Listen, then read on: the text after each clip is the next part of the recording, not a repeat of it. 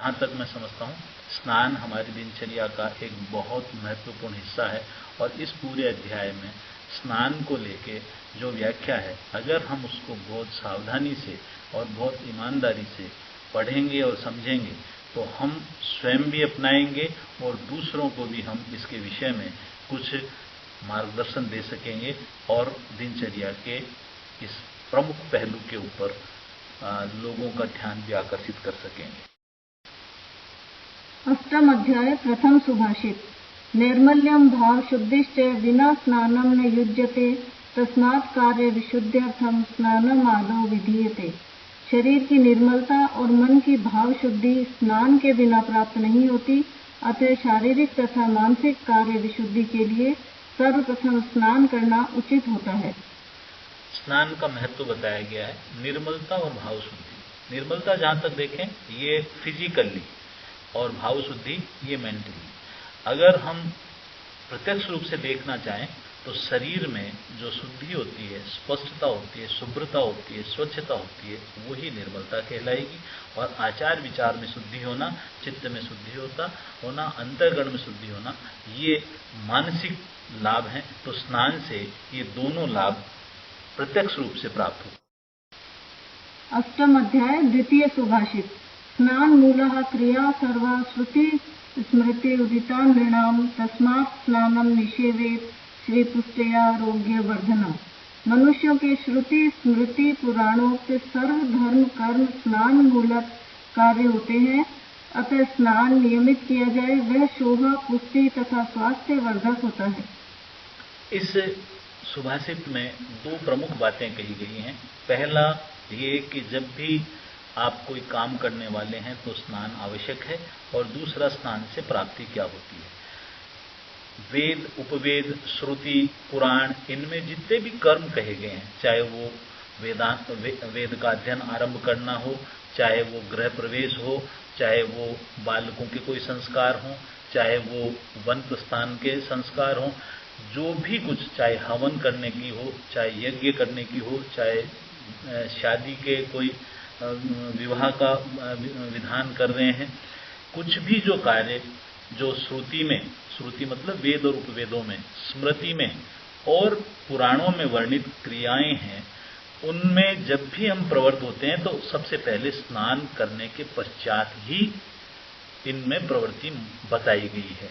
दूसरा, स्नान करने से हमको सबसे पहला है आरोग्य का लाभ होता है। स्नान से अग्नि दुरुस्त रहती है तो निश्चित रूप से आरोग्य की प्राप्ति होती है, और जब आरोग्य की प्राप्ति होगी तो पुष्टि होना स्वाभाविक है, और जब आरोग्य और पुष्ट व्यक्ति होगा तो वो बहुत काम करेगा, और बहुत काम करेगा तो उसके वैभव को कोई रोकने वाला नहीं। इसलिए स्नान से शरीर का वर्धन, शरीर की पुष्टि और आरोग्य का लाभ निश्चित रूप से होता है। अष्टम अध्याय तृतीय सुभाषित।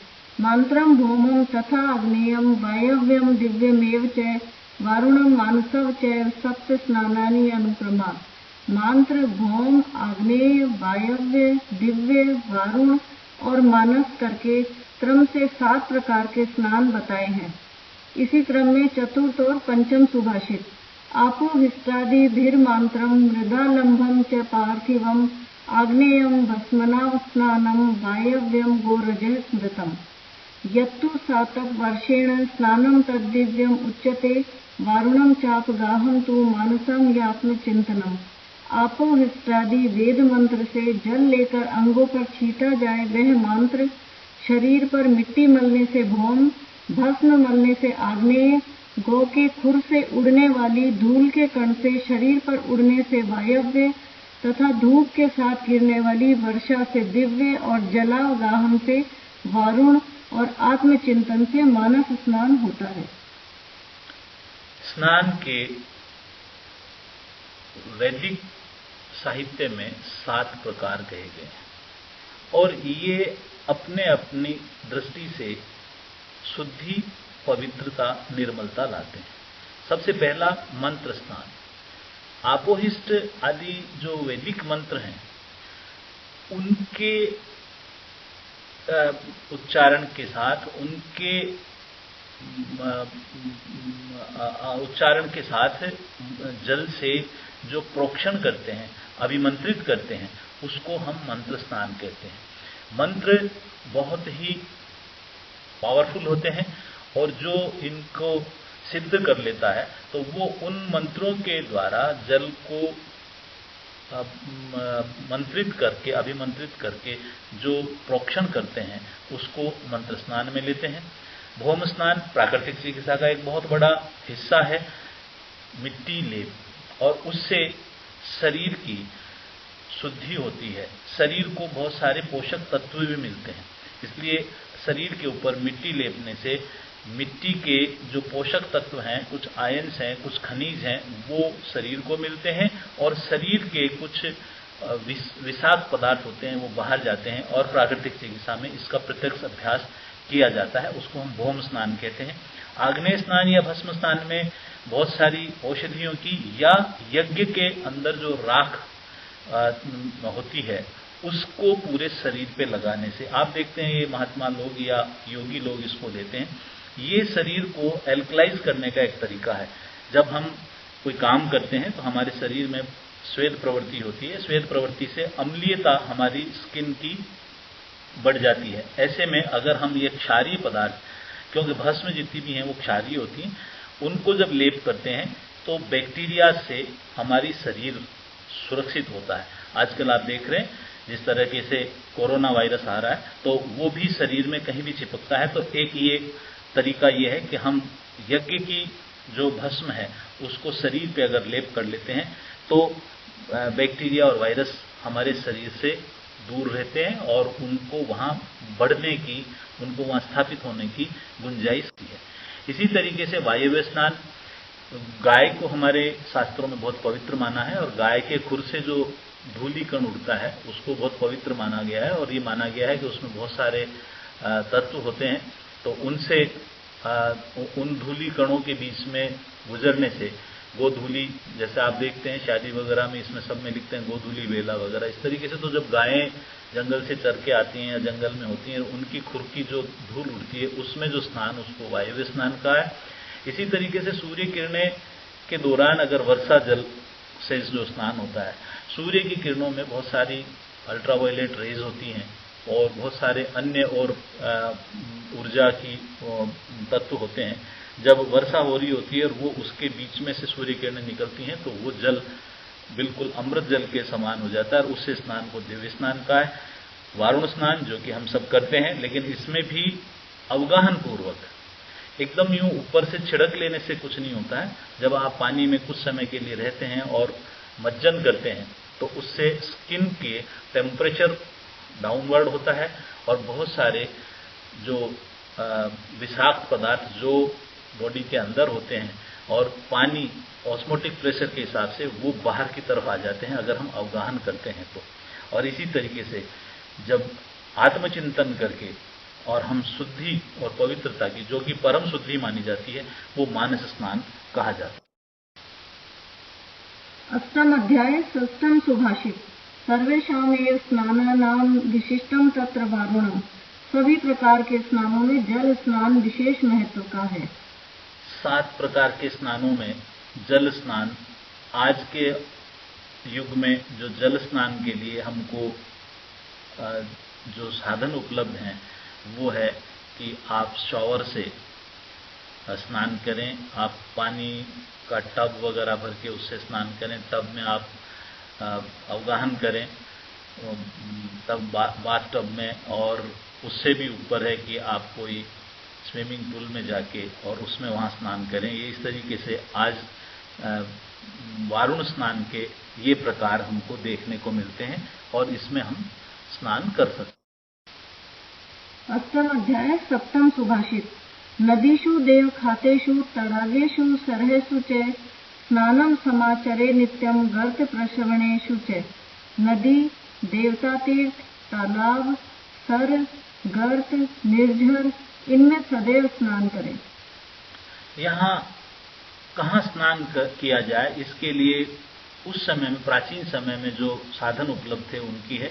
तो जहाँ तक देखा जाए नदी, देवखात और निर्झर जो हैं उनमें पानी गतिशील रहता है और जब गतिशील रहता है पानी, तो उसमें किसी भी तरह की गंदगी या बैक्टीरिया वगैरह डेवलप नहीं होते हैं।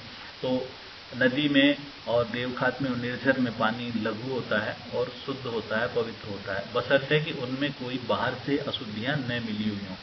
और देवखात में जब किसी देवस्थान का हम बात करते हैं तो निश्चित रूप से उस स्थान की भूमि का कुछ वैशिष्ट्य होता है और वो उसमें उस पानी के अंदर रहता है। तो उससे आप देखते हैं बहुत सारी जगह पे ऐसा होता है कि फला जगह पे स्नान करने से, फला कुंड में स्नान करने से स्किन की डिजीज ठीक हो जाती है, वहाँ ये हो जाता है। तो ये उस पानी की कुछ वैशिष्ट्य है। तो जितने भी देवखात हैं वहाँ स्नान करने का अपना एक अलग महत्व है।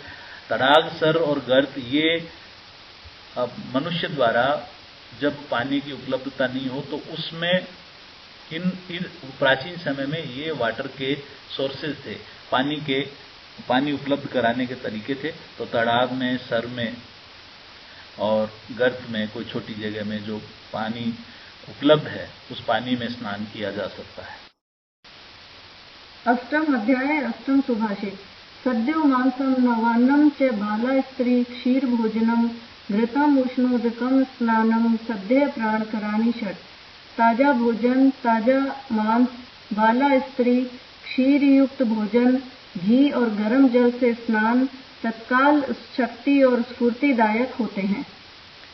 शरीर और मन जब क्लांत होने लगता है, थकने लगता है, तो उसको पुनः रिचार्ज करने के लिए, रिफ्रेश करने के लिए ये 6 बातें कही हैं जो सत्य प्राणकर हैं, जो तत्काल स्फूर्तिदायक हैं। मांस प्रोटीन से भरा हुआ होता है, लेकिन वो तुरंत वाला हो, ताजा मांस हो। अगर बासी मांस होता है तो वो सद्य स्फूर्तिदायक नहीं होता है, वो बीमारियां दे सकता है। ऐसे ही नवान्न, जब नया अन्न आता है, नए अन्न में स्टार्च की मात्रा अधिक होती है, कैलोरी की मात्रा अधिक होती है। इसलिए नया अन्न हालांकि पाक में गुरु होता है, लेकिन उसमें कैलोरीज ज्यादा होती हैं। इसी तरीके से बाला स्त्री, हमारे यहाँ जो त्रयोपस्तंभ है उसमें आचार्य वाघभट्ट अब्रह्मचर्य को त्रयोपस्तंभ मानते हैं। तो विवाह योग्य आयु में विवाह कर लेने से मनुष्य को उसकी काम वासना की शांति होती है और शरीर और मन को स्फूर्ति मिलती है। इसी तरीके से क्षीर भोजन और घृत, दुग्ध और घृत शरीर को स्फूर्ति देते हैं। दुग्ध को जीवनीय कहा है, परम जीवनीय कहा है, और घी हमारे शरीर के लिए बहुत आवश्यक है। इस तरीके से घी और इसको रसायन भी कहा गया है, क्षीर और घृत भोजन को। और उष्णोदक से स्नान, ये यहां महत्वपूर्ण है। देखिए, जब गर्म पानी से हम स्नान करने वाले होते हैं या हम गर्म पानी से स्नान करते हैं तो ये हमारे सर्कुलेशन को बढ़ा देता है और स्किन की क्लीननेस वगैरह को तो ठीक करता ही करता है, साथ में शरीर की कैलोरीज के ऊपर भी असर लाता है, स्वेलिंग को सबसाइड करता है, मसल्स को रिलैक्स करता है। ये सारी चीजें नर्व हेल्थ को इम्प्रूव करता है। तो इन सब से स्नान करने से जो शरीर में थकान होती है और मार्दवता को उत्पन्न करता है। जब शरीर में हम कोई आयास उत्पन्न हो जाता है, कोई थकान हो जाती है, तो जो बेस्ट प्रोडक्ट्स हैं वो ऊष्मा पाकर, क्योंकि स्वेदन करने से जितने भी फायदे होने वाले हैं वो उष्ण जल से होते हैं। तो ये शरीर में लघुता होती है और शरीर में जो जकड़ाहट, स्तब्धता, इन सब को दूर करता है। तो इन सब को दूर करने से निश्चित रूप से वो बहुत रिलैक्स और बहुत स्फूर्ति देने वाला होता है उष्णोदक स्नान। अष्टम अध्याय नवम सुभाषित। प्रातः स्नानम गवाम सेवा आरामः पुष्प वाटिका माता पित्रोश्च शुश्रूषा शास्त्राय च मुखाय च। प्रातः स्नान, गायों की सेवा, उपवन, पुष्प वाटिका में काम करना और माता पिता की सेवा, ये कर्म पुण्यप्रद और स्वास्थ्यप्रद होते हैं। स्नान कब किया जाए? तो वैसे तो स्नान के विषय में लिखा हुआ है कि स्नान 2 बार होना चाहिए, एक प्रातः और एक सायं। लेकिन जहां हम ऐसे प्रदेश में रहते हैं जहां बहुत ज्यादा गर्मी नहीं होती है, तो स्नान करने से हमारे शरीर की सारी एक्टिविटीज इम्प्रूव हो जाती हैं। और अगर हम सूर्योदय के जितनी धीरे धीरे आगे जाते हैं वैसे वैसे शरीर का टेम्परेचर वगैरह, एनवायरनमेंट का टेम्परेचर वगैरह डिस्टर्ब हो जाता है। तो अगर आप प्रातः स्नान कर लेते हैं तो आपके शरीर प्रकृति के अनुसार आपको एनर्जी देता है। इसलिए जो आदतें हैं लोगों की कि दोपहर में स्नान करना या शाम को स्नान करना, उससे ज़्यादा बढ़िया ये है कि स्नान का जो समय है वो प्रातःकाल का है। इसी तरह से गाय की सेवा, किसी उपवन में काम करना, पुष्प वाटिका में काम करना और माता पिता की सेवा करना, ये पुण्यप्रद हैं और स्वास्थ्यप्रद हैं। जहाँ तक हम उपवन और वाटिका की बात करें तो ये मन को सुकून देने वाले हैं, प्रकृति का सानिध्य मिलता है। और माता पिता की सेवा करना, क्योंकि माता पिता से हमको जीवन मिलता है, और जब आप जिस स्रोत से आपकी उत्पत्ति हुई है उसको अगर आप पुष्ट करते हैं तो आप निश्चित रूप से पुण्यप्रद होते हैं और आप स्वास्थ्य का लाभ करते हैं। और वैसे भी माता पिता का जो ऋण होता है, हालांकि उससे वो ऋण हुआ नहीं जाता है, लेकिन मनुष्य में अगर माता पिता के प्रति कृतज्ञता रहेगी तो उसकी खुद की एनर्जी लेवल हाई रहेगा, उसी से उसको पुण्य मिलेगा और उसी से उसका स्वास्थ्य ठीक रहता है। अष्टम अध्याय दशम सुभाषित। शुकवद भाषणम कुर्यात्, भगवद ध्यानम आचरेत, अजवत चर्वणम कुर्यात्, गजवत स्नानम आचरेत। तोते के समान भाषण करें, बगुले के समान ध्यान करें, बकरी के समान चर्वण करें और हाथी के समान स्नान करें। यहाँ 4 क्रियाओं का उपमा दी गई है। सुखवद भाषणम का मतलब है आपका उच्चारण, प्रभाषण आपका क्लियर हो, स्पष्ट हो। और भगवत ध्यान, आपका ध्यान करने का तरीका, आपका अटेंशन कितना है तो वो हम बक से सीखें। और अजवत चरणम कुर्यात, बकरी जिस तरह से फटाफट चरवण करती है तो उससे क्या होता है, जो जितनी भी ग्लैंड्स होती हैं उनसे सीक्रेशंस फटाफट शुरू हो जाते हैं। तो अजवत चरणम कुर्यात और गजवत स्नानम आचरेत, जैसे हाथी बहुत देर तक पानी में बहुत अवगाहन करते हुए, जल क्रीड़ाएं करते हुए स्नान करता है, उसी तरीके से स्नान करने से शरीर में शुद्धता और पवित्रता की अभिव्यक्ति। अष्टम अध्याय एकादश सुभाषित। गुणादश स्नानशीलम भजन्ते बलम रूपम स्वरवर्ण प्रशुद्धि, स्पर्शश्च गंधश्च विशुद्धता च श्री सौकुमार्यम प्रवराश्च नार्यः। नित्य प्रति स्नान करने वाले को बल, रूप, स्वर और वर्ण की शुद्धता, स्पर्श और गंध, शरीर स्वच्छता, मुख श्री की शोभा, तारुण्य और सुंदर स्त्रियां, ये 10 लाभ होते हैं।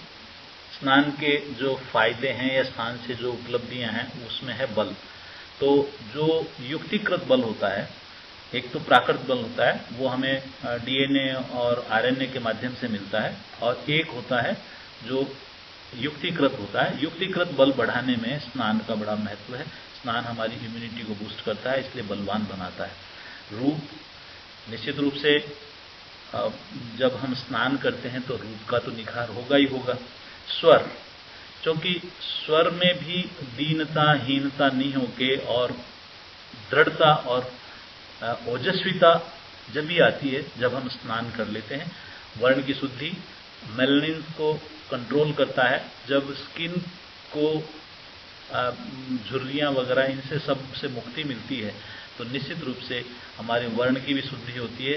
स्पर्श, जब स्पर्शनेंद्रिय जो त्वचा है, त्वचा के अंदर जो नर्व एंडिंग होती है, अगर उन नर्व एंडिंग के ऊपर स्वेद वगैरह या इस तरह की कोई मल वगैरह होते हैं तो स्पर्श में अनुभूति में कुछ कमी आ जाती है। और अगर हम स्नान कर लेते हैं तो उसकी शुद्धि, त्वचा की शुद्धि होने से स्पर्श में भी अभिवृद्धि होती है।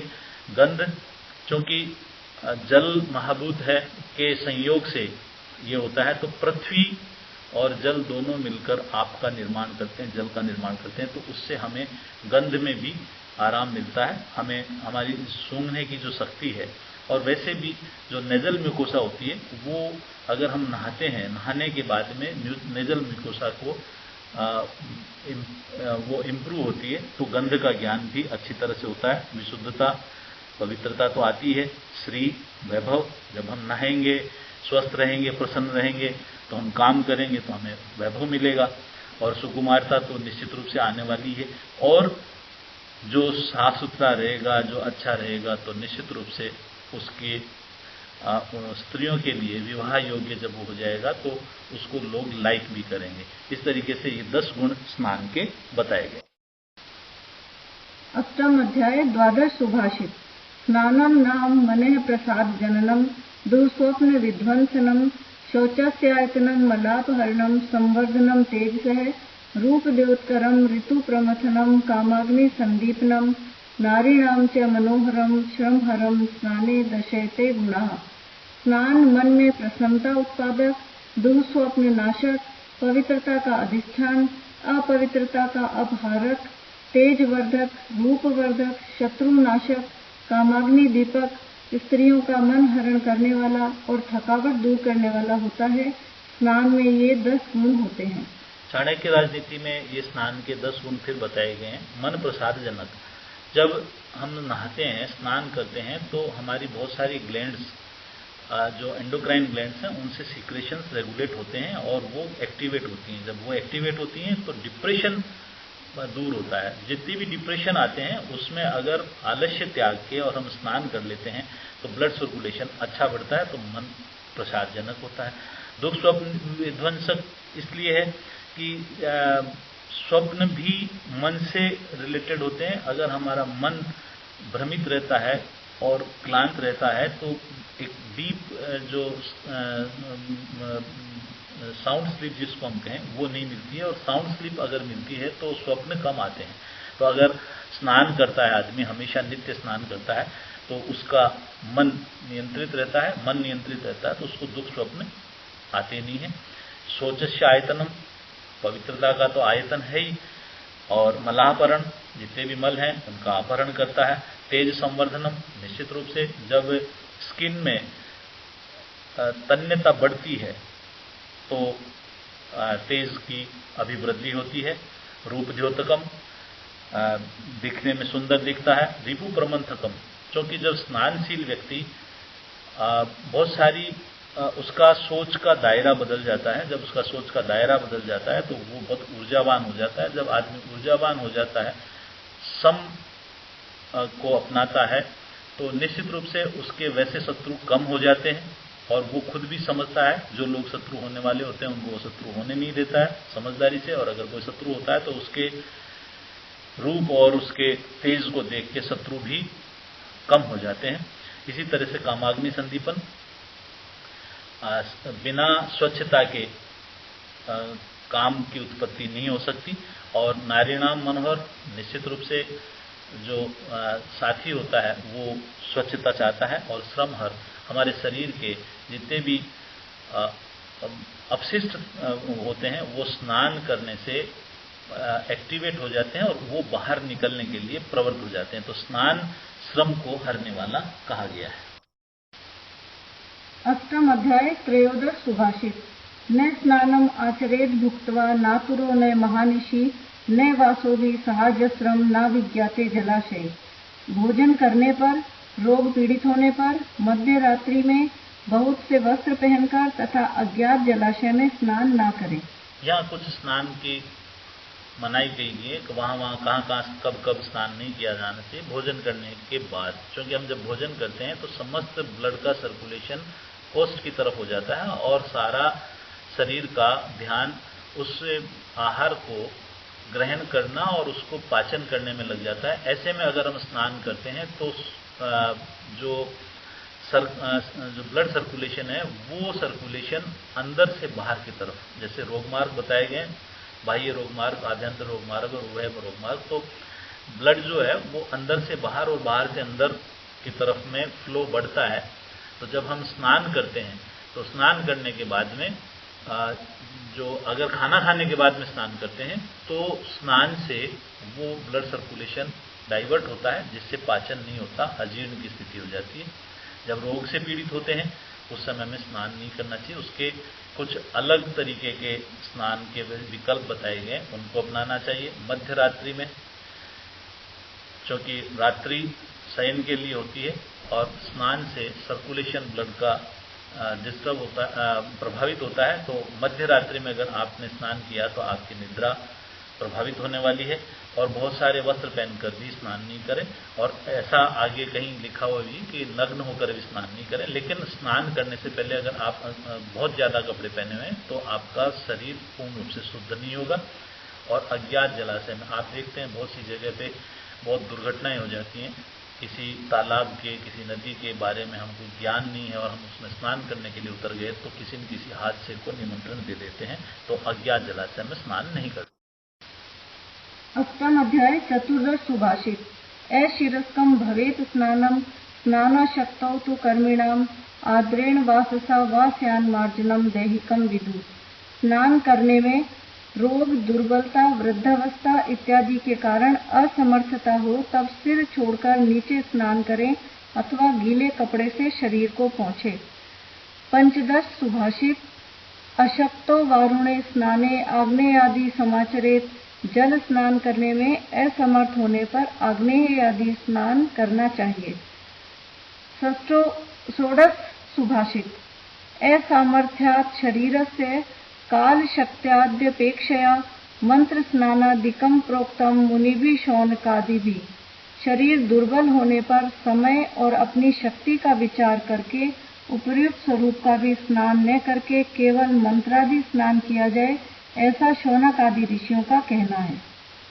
जल से स्नान करने की स्थिति में जब हम नहीं होते हैं, चाहे वो रोग के कारण हो, चाहे दुर्बलता के कारण हो, चाहे वृद्धावस्था के कारण हो या कोई कारण हो, तो कुछ विकल्प दिए हैं। उसमें एक विकल्प है अशिरस्क स्नान। सिर को नहीं, क्योंकि सिर जो है वो हमारा जो ऊर्ध्व भाग है वो श्लेष्मा का प्रधान होता है। तो अगर व्याधि हो रही होती है तो उस समय में हम केवल जो नीचे का भाग है उसको साफ कर लें। अंग पोंछन का भी एक तरीका दिया है। जब बच्चे वगैरह और या कुछ इस तरह की स्थितियां होती हैं तो हम स्पॉन्जिंग कर लेते हैं, गर्म पानी या पानी में कुछ शरीर को शुद्ध करने वाले कोई तत्व डाल के और उससे कपड़े से पूरे शरीर को पोंछन कर लिया जाता है। या फिर भस्म वगैरह जो एल्कलाइजर्स हैं उनके द्वारा शरीर की शोधन कर ली जाए। और अगर वो भी स्थिति नहीं है तो फिर मंत्र आदि के द्वारा मंत्र स्नान करके हम अपने आप को पवित्र, मन और शरीर को पवित्र कर सकते हैं। अष्टम अध्याय सप्तदश सुभाषित। स्वधर्मे स्थिरता स्थैर्यम धर्मम इंद्रिय निग्रह स्नानम मनोमल त्यागो दानम व भूत रक्षणम। स्वधर्म में स्थिरता यह स्थैर्य है, इंद्रियों का निग्रह धर्म है, मन के दोषों का क्षालन स्नान है और भूत रक्षण दान है। स्थैर्य क्या, स्थिरता क्या, दृढ़ प्रतिज्ञता क्या? तो अगर आदमी अपने कर्तव्य के प्रति, अपने धर्म के प्रति स्थिर है तो उसी को हम दृढ़ प्रतिज्ञ या स्थिर व्यक्ति कहेंगे। ऐसे ही धर्म क्या, तो धर्म जितने भी हमारे इथिक्स हैं उनको पालन करना। और हमारी जो इंद्रियां हैं, क्योंकि इंद्रियों का निग्रह अगर नहीं होता है तो इन इंद्रियों के द्वारा बहुत सारे ऐसे कर्म कर दिए जाते हैं जो उचित नहीं होते हैं। तो इंद्रियों का निग्रह करना धर्म है। और मन के दोषों का त्याग करना ही स्नान है। केवल पानी से अपने आप को धो लेना ही स्नान नहीं है। स्नान में अगर हमने मन के दोषों को दूर नहीं किया तो वो स्नान नहीं है। इसलिए स्नान कौन है? जिससे मन के दोषों का भी हरण हो जाए। और दान क्या है? भूत रक्षण। किसी भी प्राणी के रक्षा करना, उसके जीव की रक्षा करना ही सबसे बड़ा दान। अष्टम अध्याय अष्टदश सुभाषित। न जलात्लुत देहस्य स्नानमिति अधिदीयते स स्नातो यो दम स्नातः शुचि शुद्ध मनोमल है। जल से गीले किए हुए शरीर को स्नान नहीं कहते हैं। जो शम दम आदि द्वारा मनोमल से शुद्ध हुआ है वही वस्तुतः स्नान है। यहाँ शारीरिक शुद्धि से ज्यादा मानसिक शुद्धि को महत्व दिया गया है। कहा भी जाता है मन चंगा तो कठौती में गंगा। हम जब स्नान करते हैं तो केवल शारीरिक शुद्धि पे ही ध्यान नहीं दें। हम स्नान उसको कहा जाएगा जहां मन की शुद्धि हो। और मन की शुद्धि के लिए सम और दम, मन विषयों को इंद्रियों की तरफ जाने से रोकें, इंद्रियों को मन की तरफ से रोकें और मन को इंद्रियों की तरफ से रोकें। तो ये सम और दम के द्वारा हम मन की शुद्धि कर लें। और अगर हमारा मनोबल बढ़ गया और मनोमल हट गया तो ही वो वस्तुतः स्नान कहलाता है। तो मन शुद्धि परम सिद्धि ऐसा कहा जाए। आइए भागवत के सुभाषित भिज्जाम साधु व्रतानाम भद्रम आगमशालिनाम अभ्यस्त कर्मणाम भद्रम भद्रम भद्रामिलासी के साथ इस अध्याय का समापन करते हैं। जय हिंद, जय आयुर्वेद।